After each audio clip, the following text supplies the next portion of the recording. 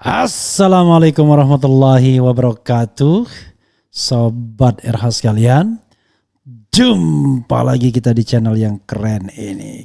Keren cadas. Ya Sobat RH sekalian, kita akan bahas satu video menarik ya. Bukan satu video, satu berita menarik dari Sudirman Said yang menjawab siapa sesungguhnya wakil presiden dari Anies Baswedan. Sepertinya already has been decided by chairman of the parties the party coalitions. Jadi siapa dia?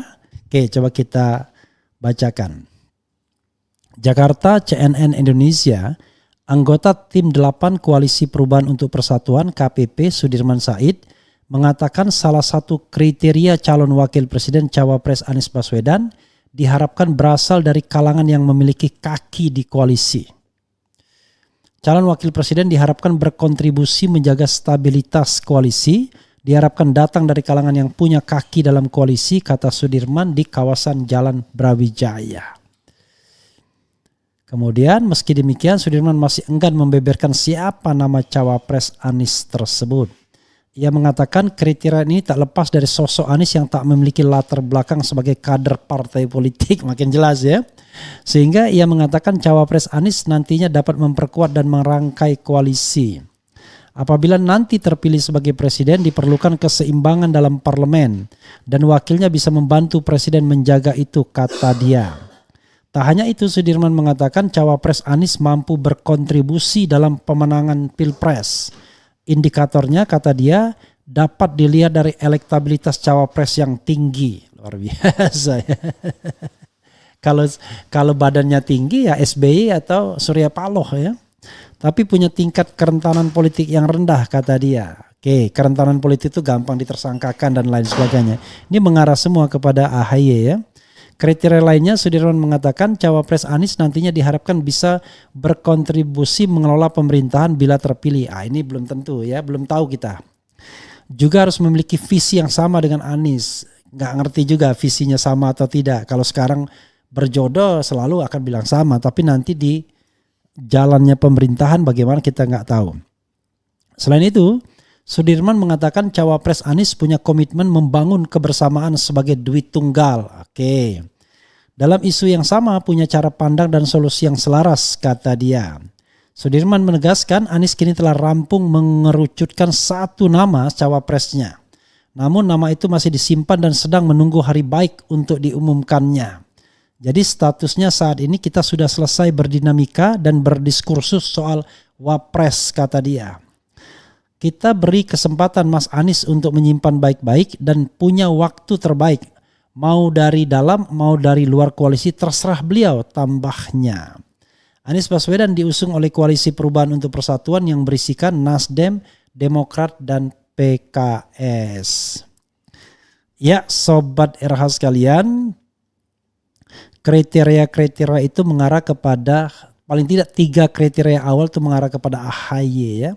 Punya kaki di koalisi, berkontribusi kepada kemenangan, terbukti dari hasil survei yang baik, kemudian bisa juga menjaga keseimbangan pemerintahan karena dia punya kaki di partai politik, begitu. Maka kalau kita lihat calon PKS nggak ada yang kuat. Aher bukan orang yang kuat, walaupun lucu juga Aher 2 kali menjadi gubernur provinsi terbesar di Indonesia, salah satunya Jawa Barat, tapi kok tidak moncer. Ini yang agak mengherankan. Calon lain dari PKS tidak diajukan seperti Hidayat Nur Wahid, walaupun dia pernah jadi ketua MPR dan satu dari 2 orang yang mencapai BPP 100%, tidak kelihatan juga punya makom untuk menjadi calon presiden. Tifatul Sembiring juga tidak. Jadi memang ya, untuk menjadi calon presiden dan wakil presiden ini it needs something, tapi somethingnya kita tidak tahu apa. Aura mungkin, lebih tepatnya aura ya. Aura untuk jadi presiden dan wakil presiden. Jadi karena aura tersebut saya mimpi saja enggak. Ada beberapa orang yang cerdas, pandai, tapi auranya tidak menjadi pemimpin utama. Contoh misalnya Budiman Sujatmiko. Saya tidak melihat Budiman punya aura untuk menjadi pemimpin. Ya, untuk menjadi auranya nggak ke sana. Auranya lebih pada mengarah ke intelektualisme, aktivisme. Ya. Adian Napitulu, auranya tidak menjadi ketua umum, auranya kepada tukang gebuk, kira-kira begitu. Andi Arief juga begitu. Jadi di partai itu ada yang integrator, ada orang yang tukang gebuk, ya tergantung division of labor. Jadi justru ketua umum itu atau calon presiden dan wakil presiden bukanlah orang yang punya daya kritis yang sangat tinggi. Karena kalau dari awal-awal dia sudah sangat kritis, maka bisa saja dia dijegal di awal. Ya contohnya Rizal Ramli. Mungkin hanya Rizal yang perpaduan dari intelektual yang kritis tapi punya aura untuk menjadi pemimpin. Tapi sayang, semakin kritis semakin akan dijegal oleh kekuatan oligarkis di belakang layar ya. Tidak akan pernah muncul orang yang from the beginning langsung memusuhi oligarki atau punya proyek untuk mematahkan kaki-kaki oligarki from the beginning. Karena itu biasanya ya orang harus bernegosiasi dulu, berpura-pura dulu, baru kemudian ketika terpilih dia akan tahu apakah dia orang yang memang pengen Indonesia lebih adil ataukah sekedar lip service juga akhirnya. Kita akan tahu setelah dia berkuasa. Seperti presiden sekarang ternyata lebih pro kepada oligarki ketimbang pro kepada masyarakat. Ya, kebijakan-kebijakannya justru lebih menguntungkan kelas menengah ke atas, bukan padahal penampilannya sangat Indonesia sangat sangat, makanya dibilang Jokowi adalah kita, sangat seperti rakyat biasa ya. Tapi ada nggak persoalan dengan AHY? Begini, sebelum mengungkapkan persoalan dengan AHY, yang harus dipahami dulu adalah desakan untuk segera mengumumkan calon wakil presiden ini menarik juga. Kenapa Demokrat dan AHY pengen segera diumumkan? Agar itu menjadi trigger bagi mereka untuk berkampanye, untuk mendongkrak tidak hanya pasangan Anies AHY, tapi juga Partai Demokrat. Karena di dalam survei kadang-kadang posisi tidak menguntungkan. Ya ada survei yang mengatakan menguntungkan, ada yang tidak. Jadi survei itu bias sekali ketika kita bicara tentang elektabilitas partai politik. Hampir nggak terukur surveinya. Jadi dalam konteks ini menurut saya, kalau memang pilihannya sudah AHY, ya AHY membutuhkan deklarasi cepat. Untuk apa? Untuk konsolidasi di partainya Demokrat, mengangkat citra Demokrat, dan yang kedua untuk menjadi ya katakanlah second strikernya calon presiden Anies Baswedan sehingga tidak ada keraguan-raguan lagi untuk ditampilkan ke publik di mana masanya untuk bekerja. Itu yang saya kira diharapkan oleh AHY, makanya dia menggunakan dalam tanda kutip Andi Arief untuk menjadi bulldozer, mengatakan bahwa kalau tidak diumumkan Juni ini maka akan dievaluasi dukungan kepada Anies, dan kesempatan itu sepertinya digunakan juga oleh PDIP untuk menggoyang, untuk menggoda AHY. Walaupun AHY mengatakan staf AHY atau anak buahnya mengatakan bahwa komitmennya kepada Anies Baswedan. Tetapi pertanyaannya adalah yang dia sebut itu komitmen untuk terus bersama atau sedang menunggu kepastian. Nah, saya merasa bahwa sebenarnya AHY dan Demokrat sedang menunggu kepastian. Apakah jadi ditunjuk sebagai calon wakil presiden, dan kalau jadi maka kemudian akan dilakukan langkah-langkah yang tentu akan sangat bermanfaat bagi pasangan dan Partai Demokrat sendiri. Tapi kalau tidak jadi, itu barangkali memberikan kesempatan mereka untuk berpikir lain. Nah, berpikir lain inilah yang kemudian bisa membuat koalisi bubar.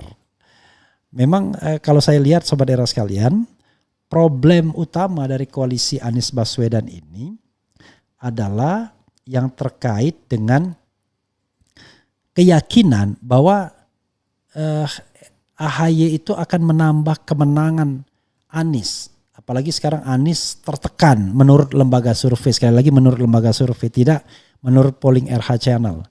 Jadi tertekan sehingga dalam psikologis sepertinya menggoyahkan juga kubu Anies. Sehingga dia membutuhkan calon wakil presiden yang memang betul-betul bisa meningkatkan kembali elektabilitasnya.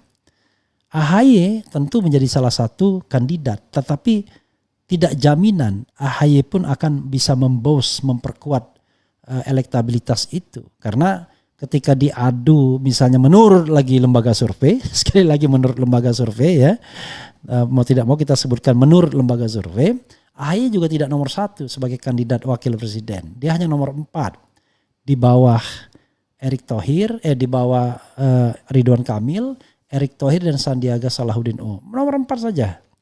Artinya bukan yang terbaik juga. Nah ini kan yang makin meragukan kubu Anies sesungguhnya. Kalau mereka belum selesai dengan survei. Tapi kalau mereka sudah selesai dengan survei-surveian ini yang kata Rocky atau kata Rizal Ramli survei, maka ya mereka mungkin tidak akan goyah lagi. Kalau mereka belum selesai dengan survei, itu yang ingin saya katakan. Nah, soal lain juga yang perlu kita garis bawahi adalah seperti yang dikatakan Wakil Ketua Umum Nasdem Ahmad Ali dalam satu pidato mengatakan kolam AHY dan Anies ini sama. Kalau tidak menambah kemenangan karena kolamnya sama.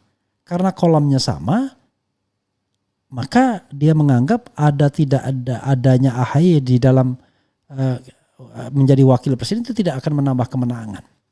Sebenarnya yang paling menguntungkan bagi Anies Baswedan adalah AHY committed terhadap koalisi, walaupun tidak dijadikan wakil presiden, dia berusaha untuk memenangkan pertarungan.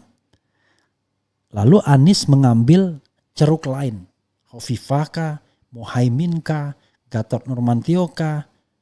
Walaupun untuk Gatot Nurmantio kita harus cek kembali apakah betul dia punya masa yang banyak sekarang karena cenderung keep silent kan. Tidak berkampanye, tidak mengupayakan untuk menjadi presiden dan wakil presiden, hanya tunggu bola saja. Beda sama paling tidak terlihat di publiknya ya. Hovifah dia juga tidak mengupayakan apa-apa, tetapi kalau Hovifah paling tidak ya dia punya legacy yang tidak bisa dihilangkan, yaitu Muslimat NU, Gubernur Jawa Timur dan lain sebagainya. Muhaimin mengupayakan dan dia juga cukup kuat sesungguhnya. Tapi apakah PKB kemudian mau menjadi bergabung dengan itu kan tidak pernah disebut juga. Jadi itu soalnya. Jadi kalau kita bicara hitung-hitungan tuh ya kita harus menghitung yang kira-kira bakal menang. Nah cuman masalahnya adalah saya menduga kalau tidak dijadikan wakil presiden mungkin Demokrat ngambek. Tidak mau berkampanye mati-matian. Ya itu masalahnya. Nah, kalau sudah tidak mau berkampanye mati-matian ya ribet juga akhirnya. Makanya akhirnya di antara koalisi ini saling curiga juga. Karena Demokrat belum memasang foto Anies Baswedan sebagai calon presiden. Hanya Nasdem dan PKS saja yang saya lihat. Tapi Demokrat belum secara masif dan resmi memasang baliho misalnya, spanduk, poster bahwa calon presiden mereka adalah Anies Baswedan. Oke. Wassalamualaikum warahmatullahi wabarakatuh. Ciao.